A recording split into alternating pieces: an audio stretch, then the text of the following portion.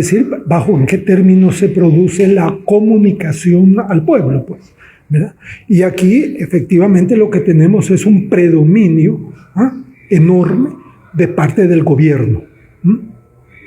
Te lo digo, que ha tratado de callar a las expresiones libres que más o menos se habían logrado después de los acuerdos de paz, y mantenerlas o calladas. Y eso se lo están haciendo ahorita a los empresarios.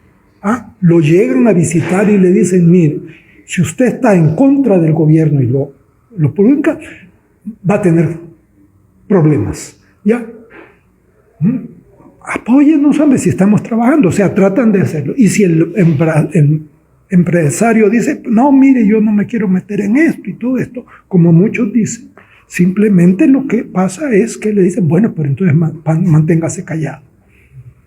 He visto callar a gente, no solo empresario mediano o grande, sino a gente de los más grandes, que de hace, en los últimos 8 meses, han pasado al silencio, ¿ya? O a la retractación. No retractación, sino a retraerse.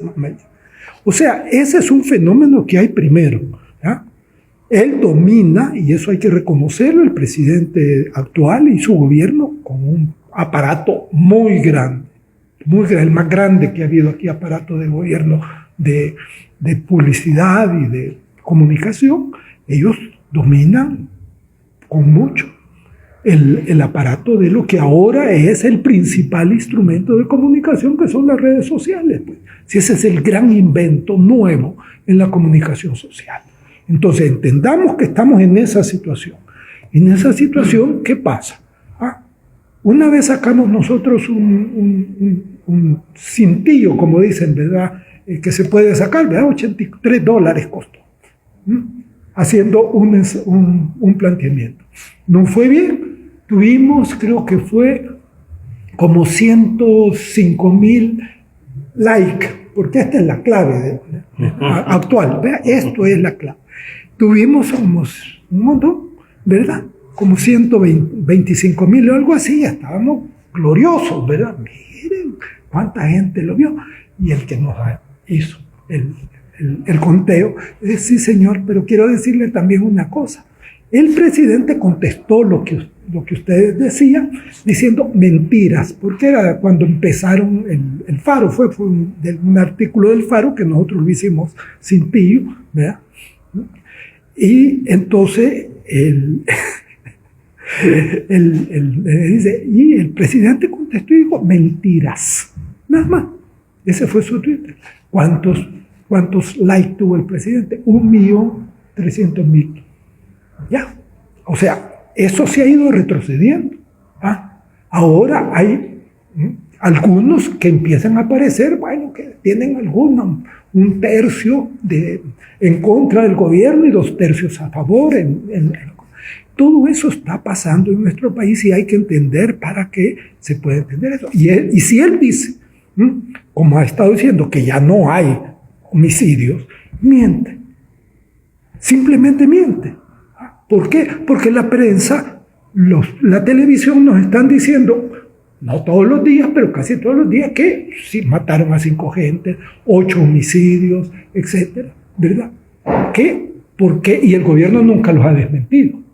Ojo, Entonces, eso es la situación que tenemos, y por eso el que haya una expresión de decir, miren, esto no es correcto, es necesaria siempre, porque si no, no hay democracia. ¿Y usted, doctor, cómo se siente como ciudadano? ¿Más seguro o menos seguro con la amenaza llamada pandillas? Mire, las pandillas son una amenaza que atacan fundamentalmente o a los empresarios a través de que tienen que pagar, ¿verdad? Le cobran mensualmente, ¿verdad? Pero sobre todo con la población que está con niveles de pobreza o de poco recoger, y que van casa por casa a quitarles el dinero, ¿ya?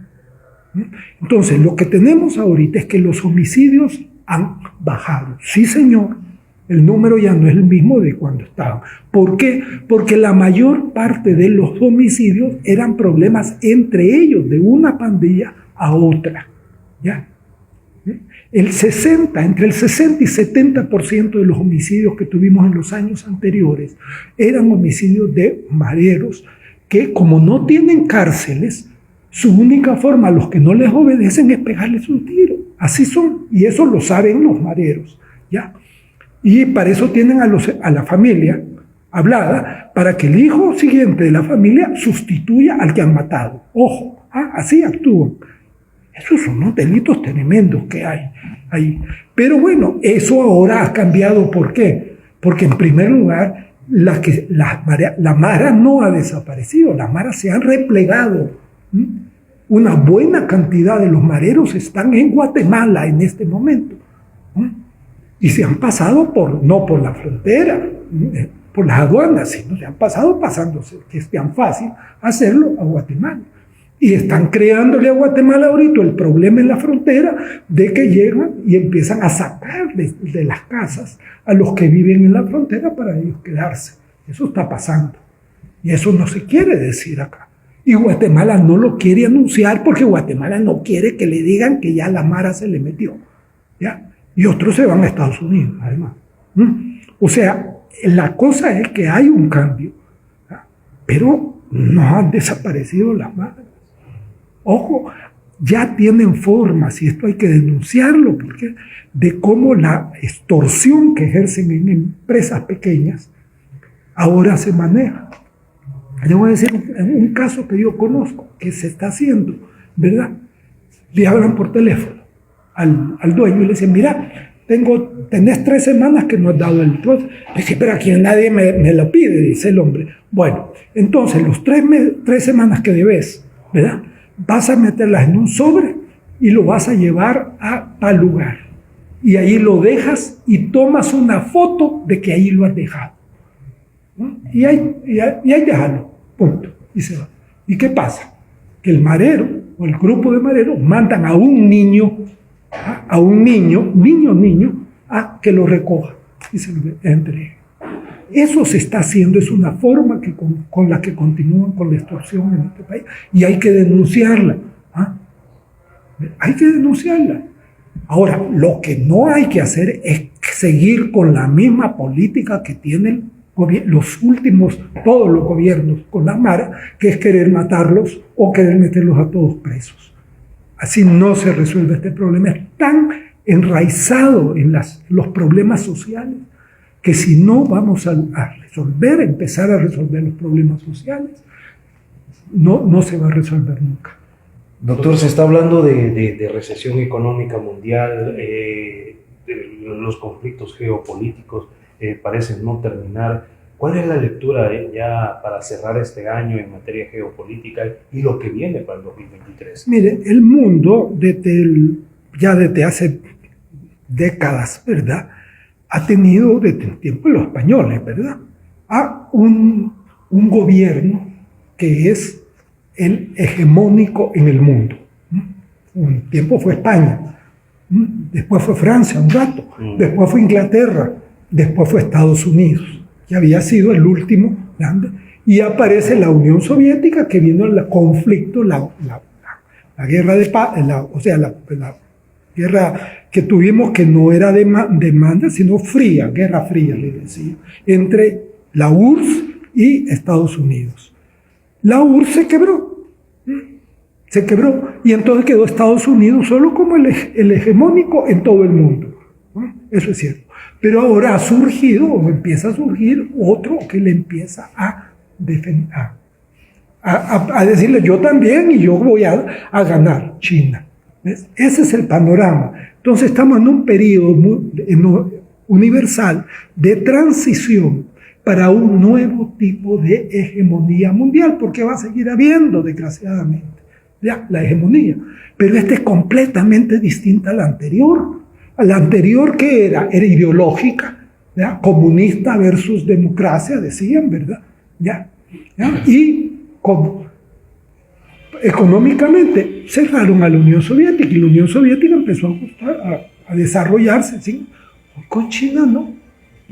China, el día, por ejemplo, que quebrara China, las grandes empresas norteamericanas, pero las grandes, quiebran. ¿Por qué? Porque tienen todo en China, donde lo producen. ¿Por qué? Porque ahí es más barato, a la gente le pagan menos por trabajar. Ojo, y además son son millonadas de gente. ¿Ves? Y entonces lo hacen. ¿Ves? Y al revés, si Estados Unidos quebrara, como ya ha quebrado otras veces, el principal que va a sufrir es China, por el problema de la tecnología, que ellos se la roban, o se la llevan, o las empresas norteamericanas se la llevan a China. ¿Ves? Entonces tenés una cosa que ya no es económica, que ya no es militar. ¿Por qué? Porque tirar la bomba atómica es acabar con todo el mundo y con el propio país, ¿ves? Que ese es el gran problema, sino que es de otra manera. Entonces, ¿qué ha habido? Una tendencia primero de los dos, de China y de Estados Unidos, a querer apoderarse de territorio y de países más pequeños y más débiles. ¿Ya? Eso ya es otra cosa, eso otro pleito de tipo hegemónico el que estamos viviendo. Entonces, lo que tenemos que hacer es lo que muchos comunistas que siguen todavía pensando cómo eran las cosas en tiempos de la URSS, vea que eso ya no vale, no sirve, no funciona, sino que tenemos que tener nuestra política exterior completamente dentro de ese contexto que nosotros no lo podemos cambiar. Pero el problema es que este país no tiene política exterior, no tiene. No tiene. El presidente el que va y que dice 4 mentiras en Naciones Unidas, ¿vea? Y como ustedes pudieron ver en las fotografías, ¿vea? Yo nunca, que estuve 2 años y medio ahí en Naciones Unidas, ¿vea? Nunca vi que el discurso de un presidente tuviera tan poca presencia. Por lo general, mira, al discurso del presidente no van los otros presidentes ni los otros ministros, ¿vea? Pero mandan a sus segundos o terceros, ¿verdad?, de la misión, a que estén sentados allí para que haya una presencia del país por cortesía, ¿no?, diplomática, ¿ya? Pero ahora no. Esto ya es una indicación del desastre que ha producido nuestro gobierno actual en las relaciones diplomáticas internacionales. Doctor, una pregunta con respecto a la propuesta de reelección del presidente y el apoyo que se le ha dado por parte de sectores como la ASI, sectores de lácteos y personas también del transporte público. ¿Cómo ve esas dos tendencias, tanto la propuesta de reelección, como repito, y el apoyo que se le ha dado por parte de esos sectores? Bueno, la propuesta es una propuesta contra la Constitución. Hay 6 artículos que explícitamente dicen que no puede darse continuidad del presidente ni un día siquiera una vez terminado su periodo. Y hay el único artículo de la Constitución que obliga al pueblo, a todos, pues, militares, civiles, todo, a insurreccionarse. Solo por eso se puede insurreccionar. ¿Ve? O sea que estamos ahorita obligados a hacer la insurrección. ¿Ve? No dice cómo, ¿ve? Pero entonces uno tiene que interpretarla. Yo la interpreto tratando de explicar por qué no puede hacer el presidente seguir en el gobierno y los daños que da. Segundo, el anuncio del presidente es un anuncio que ha producido mayor división en el país. Ya, la empresa privada está dividida. Lo que la ANEP le dijo, ¿verdad? Y le mandó a decir por los periódicos y todo, es que le citó los 6 artículos que le prohíben hacerlo al presidente, casi nada, ¿verdad? Pero ahí le salió el señor de la ASI, ¿verdad?, que luego en la tarde misma del día en que se publicó, dijo, no, yo lo que estoy de acuerdo es que no, la Constitución no lo permite. Ya, ojo, hubo retractación. Ya, y división de la empresa privada y división de la Iglesia Católica. Esto que ha hecho el señor arzobispo bueno, mira, nosotros vivimos aquí, es nuestro obispo, ¿verdad? después de que la conferencia episcopal, o sea, todos ellos, y él siendo el primer firmante de los documentos esos, 2 veces, en el año pasado, le habló al gobierno y le dijo, por favor, actúe conforme a la ley. Usted está abusando con la cuestión de los jueces, ¿verdad? Que volaron jueces, ¿no? Porque querían hacerlo. Y la cuestión ya de que empezaba a hablar de continuismo del presidente. Y el otro, el de septiembre del año pasado, el 12 de septiembre, creo que sí, donde ya explícitamente le dice, no se puede hacer lo que usted. No le dijeron lo que usted ha dicho, porque él lo dijo hasta el 15, 3 días después, ¿verdad? Pero ya explícitamente le dijeron no. Y entonces, al día siguiente, 2 obispos de la conferencia episcopal, cosa que en la Iglesia Católica no es fácil, ya se le va a decir, miren, eso no dice el señor arzobispo, pero nosotros no estamos de acuerdo. Y nosotros hemos firmado documentos. Y lo más grave es que él firmó los documentos, ya, los 2 documentos que condenaban lo que el presidente Bukele está queriendo hacer. Ya, o sea, divide la sociedad, ya está dividida nuestra sociedad. Tenemos una historia en que los 50 años del militarismo, que es amigo o enemigo, ¿verdad? Y ahí no hay nada, ¿verdad? Nada más, porque eso es militar, pues, si para eso lo dan, para defender el territorio del país, básicamente. Entonces, ellos, ¿es enemigo o sos enemigo? Eso se ha producido en la sociedad también después de tantos años, ¿ya? De esa concepción, y todavía no lo superamos. Los acuerdos de paz ayudaron a cambiarlo, pero luego, como no se cumplieron completamente y como los partidos no cambiaron, tenemos ahora los problemas que tenemos.